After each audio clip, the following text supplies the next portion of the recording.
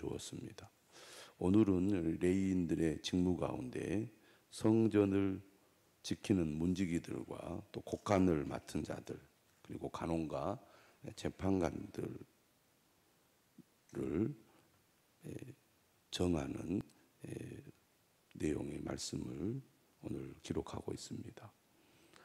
문지기 그러면 한마디로 말하면 성전의 문을 지키는 사람들입니다. 오늘로 말하면 경비원들과 같다고 하겠습니다.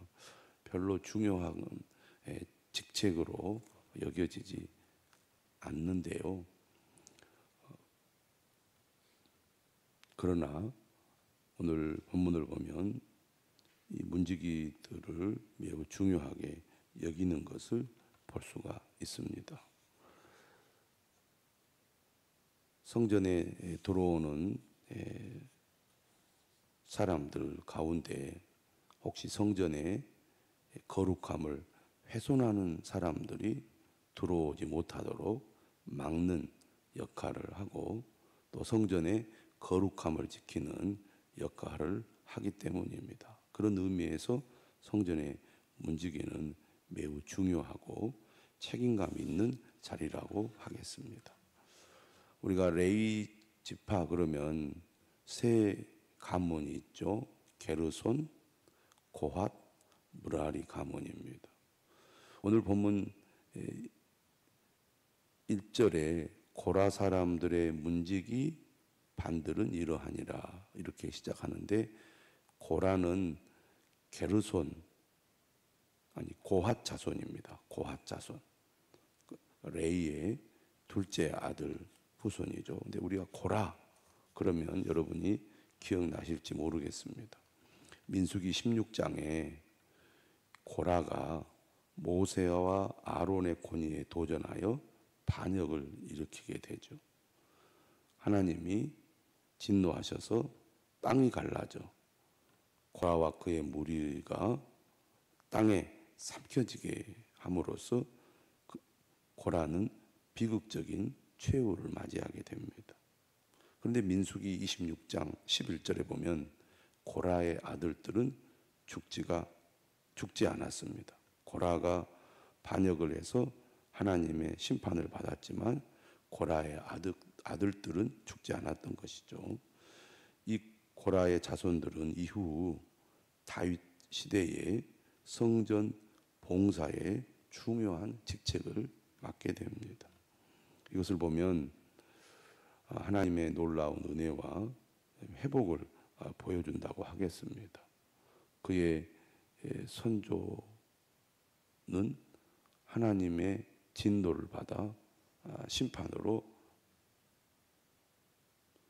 죽임을 당했지만 그의 후손들은 시간이 지나서 오히려 하나님의 귀한 사명을 감당하는 사람으로 하나님께 쓰임을 받게 되었다는 얘기죠.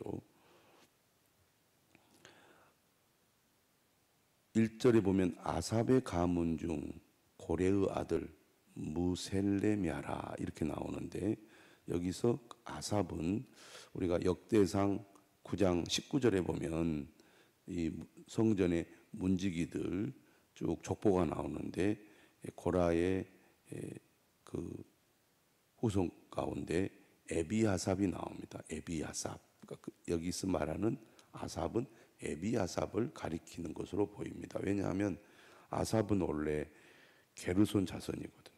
고라는 고핫 자손이고, 그래서 문맥으로 봐서 1절에 아삽은 역대상 9장 19절에 나오는 에비아삽이라고 보면 되겠습니다.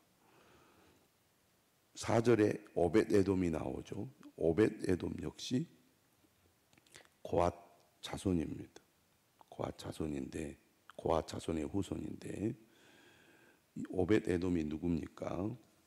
바로 3개월간 하나님의 괴를 모시면서 하나님의 복을 경험한 사람입니다. 매일 성경에는 어떻게 설명을 시작을 하고 있냐면 블레셋 사람 오벳에돔 이렇게 했는데, 역대상 13장 13절에 보면 가드 출신 블레셋 오벳에돔 이렇게 되어 있거든요. 그런데 오늘 우리가 읽은 본문 4절에 보면 이 오벳에돔은 고핫 자손의 후손입니다.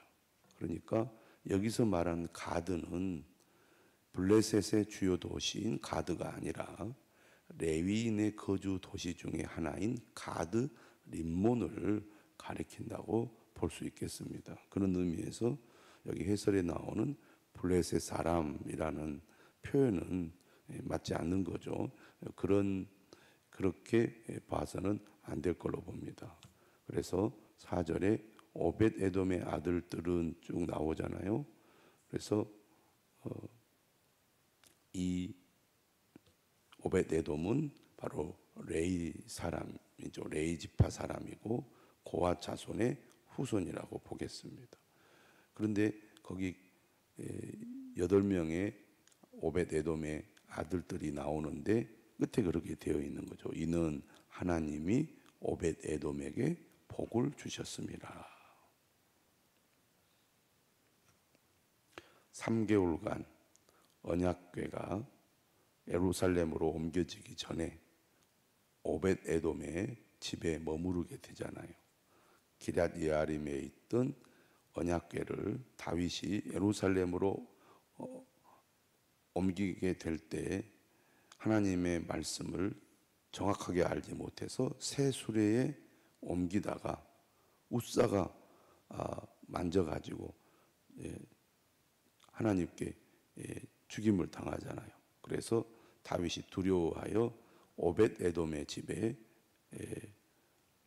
맡기게 되는데 하나님의 언약궤가 오벳 에돔의 집에 3개월 동안 있는 그 기간에 하나님이 그 집에 복을 내린 겁니다. 이 오벳 에돔은 3개월간 하나님의 궤를 모시면서 하나님이 주시는 복을 경험하는데 이것을 통해서 하나님을 가까이 하고 하나님께서 맡겨주신 사명을 기쁨으로 감당하는 자에게 하나님이 복을 주신다는 것을 다윗은 분명히 알게 됩니다. 그래서 왜 언약궤 운반이 실패했는지를 정확히 알아내죠. 반드시 레위인들이 어깨에 메고 운반해야 되는데 수레에 실어서 운반하는 바람에 실패했던 겁니다. 이처럼 이 오벳 에돔의 가문에 하나님이 복을 주셨고 이 오벳 에돔의 자녀들이 성전의 문지기의 그 직분을 맡아서 감당을 하게 됩니다. 쭉 이런 명단이 나오는데 6절이나 또 7절, 8절을 보면 어떤 표현들이 나오냐면 큰 용사 또는 능력이 있다 이런 표현이 나옵니다. 매일 성경에 설명이 나오죠. 성전 문지기를 가리켜 큰 용사나 능력 있는 자로 일컫는 것은 그들이 군인과 같은 직무를 수행한다는 의미입니다. 평소에는 성전의 사방을 드나드는 문을 지키고 유사시에는 위험한 싸움에 나서야 하기 때문입니다. 오늘 이 본문을 보면 8절에 이는 다 오벳 에돔의 자손이라 그들과 그의 아들들과 그의 형제들은 다 능력이 있어 그 직무를 잘 하는 자이니 오벳 에돔에게서 난 자가 62명이며 이 오벳 에돔의 이 후손들이 62명으로서 이 성전의 문지기로서의 그 직무를 매우 잘 하고 있다고 기록을 하고 있습니다. 어떻게 보면 작은 일이고 또 인기가 없는 일이라고 할 수도 있습니다. 그럼에도 불구하고 하나님께서 맡겨주신 직분을 귀하게 여기고 그 역할을 누가 보든지 보지 않든지 알아주든지 알아주지 않든지 최선을 다해 그 직분을 잘 감당하는 가문이구나라는 것을 알 수가 있습니다. 또 그런 경험도 있고 또 그렇게 그 직분을 충실히 수행했을 때 하나님께서 더욱 은혜와 복을 그 가문에 내려 주셨음을 알 수가 있습니다. 그 다음에 보면 10절에 무라리 자손이 나오죠. 무라리 자손. 그 후에 이제 오베데돔이나 고라나 이 사람들은 고핫 자손이라고 한다면 10절 이하에 이제 무라리 자손이 소개가 됩니다. 그러면서 12절에는 이 위에 있는 모든 명단이 다 문지기의 반장이다. 그리고 그들이 직임을 얻어서 여호와의 성전에서 섬기는 자라고 설명을 하고 있습니다. 이거 역시 그냥 하는 게 아니라 13절에 보니까 각 문을 지키기 위하여 그의 조상의 가문을 따라 대소를 막론하고 다 제비 뽑혔으니, 지금 그 직책과 역할을 맡길 때 순서를 정해서 돌아가면서 서로 공평하게 일하도록 했다는 얘기인데, 그만큼 일을 할 때 어떻게 했느냐, 질서와 체계를 가지고 조직적으로 일을 담당하도록 했다는 것입니다. 혼자 또 특정한 사람들만 하게 되면 또 지치게 되고 지속적으로 하기가 어려운데, 질서 있게 서로 번갈아 가면서 할 수 있도록 조직적으로 이렇게 일을 맡겨서 일을 담당하게 함으로써 서로 팀워크를 이루고 협력하는 가운데 일이 계속 진행될 수 있도록 조직을 한 것을 볼 수가 있습니다. 하나님의 일을 할 때 우리가 체계적으로 또 조직하고 또 서로 팀워크를 이룬 가운데 협력하여 일을 해낼 때 좋은 성과를 거둘 수가 있다는 것을 잘 보여주고 있습니다. 우리가 주의 일을 할 때도 서로 협력하고 또 조화를 이루어서 질서 있게 일을 하는 공동체를 만들어야 할 것입니다. 14절 이하에 보면 이제 문지기들을 배치하는데 어떻게 배치하느냐? 동서남북의 각 문들의 사람들을 배치해서 모든 곳에 이 배치를 하는 것을 보게 됩니다. 그리고 20절에 보니까 20절 이하에 보니까 곡간을 맡은 레위인들이 소개가 되죠. 그래서 20절에 레위 사람 중에 아이하는 하나님의 전 곡간과 성물 곡간을 맡았으며, 매우 중요한 역할이라고 하겠습니다. 도둑이나 강도가 들 수가 있지 않겠습니까? 그래서 이 레위 사람들이 철저히 성전의 곡간과 또 성물을 보관하는 곡간을 맡게 했는데, 21절에 라단 자손은 게르손 사람의 자손이죠. 그리고 24절에 모세의 아들 게르솜과 그리고 25절에 엘리에셀이 나옵니다. 모세의 아들은 둘이죠. 게르솜과 엘리에셀. 모세는 고핫 지파 사람입니다. 모세나 아론은 고핫 지파 사람이고 그 위에 라단은 게르손 사람입니다. 그런데 이 모세의 아들 가운데 엘리에셀의 아들 가운데 누가 있냐면 25절 끝에 보면 슬로못이 있죠. 근데 26절에 보니까 이 슬로못과 그의 형제들이 성물의 모든 곡간을 맡았는데, 성물이 뭡니까? 하나님께 드려진 물건들을 우리가 구별하여 드린 물건들을 성물이라고 그럽니다. 근데 그 내용이 나옵니다. 다윗 왕과 가문의 우두머리와 천부장과 백부장과 군대의 모든 지휘관이 구별하여 드린 성물이 바로 슬로못이 관리를 하고 있습니다. 또 27절에 보면 그들이 싸울 때 노략하여 얻은 물건 중에서 한마디로 말하면 전리품들입니다. 이 전리품을 구별하여 이 하나님께 드린 건데, 이건 역시 하나님께 드림으로 성물이 되는 겁니다.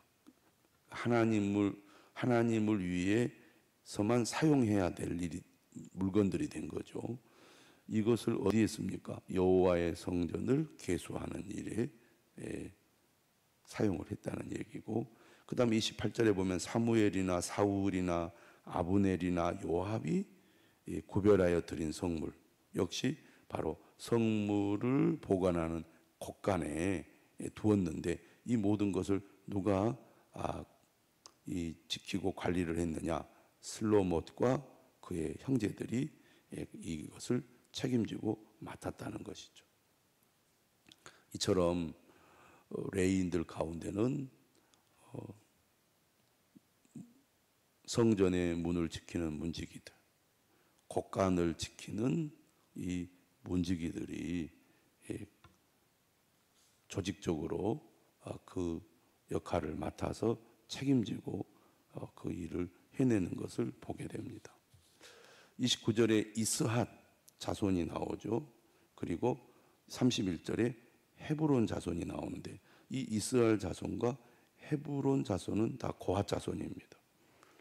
우리가 역대상 6장 2절에 보면 고핫 자손, 역대상에서는 그핫이라고 표현하고 있는데요. 이 고핫 자손 가운데 고핫 자손이 소개가 되는데 4명이 나오죠. 고핫 자손은 고핫의 아들들이 아므람과 이스할과 헤브론과 우시엘입니다. 그래서 아므람의 이제 자녀들 가운데 아론과 모세가 나오죠. 근데 오늘 본문 29절 이스할, 그리고 30절에 헤브론 역시 다 고핫 자손이라고 하겠습니다. 이 이스라엘 자손 중에 간원과 재판관이 있었고요. 30절에 보면 여호와의 모든 일과 왕을 섬기는 직임이 나오는데, 이 직분은 매일 성경에도 나와 있듯이 주로 세금을 관리하는 직책입니다. 그러니까 레위인들이 맡은 역할이 상당히 많았다는 것을 알 수가 있습니다. 이 모든 일들을 하나님께서 맡겨 주신 그 역할을 따라서 성전을 섬기는 사람들, 또 찬양하는 사람들, 또 심지어 문지기들, 또 곳간을 맡은 사람들, 간원과 재판관들, 여러 역할들을 수행함으로써 그들이 매우 중요한 역할들을 했음을 알 수가 있습니다. 하나님께서 맡겨주신 직분은 하나님 앞에서 다 귀하다는 거죠. 심지어 문을 지키는 문지기의 직무 역시 매우 중요한 직분입니다. 그런 의미에서 우리는 어떤 직분이든지 하나님 앞에서는 귀하고 소중하다는 것을 기억하고, 눈에 띄지 않는 섬김을 더욱 귀하게 여겨야 할 것입니다. 또 맡겨준 그 직분을 우리가 충성된 마음으로 감당할 때 오벳 에돔이 받았던 복을 하나님이 충성을 다한 자에게 주신다는 사실 또한 우리가 기억하고 그 사명을 잘 감당하는 우리 모두가 되어야 할 줄로 믿습니다.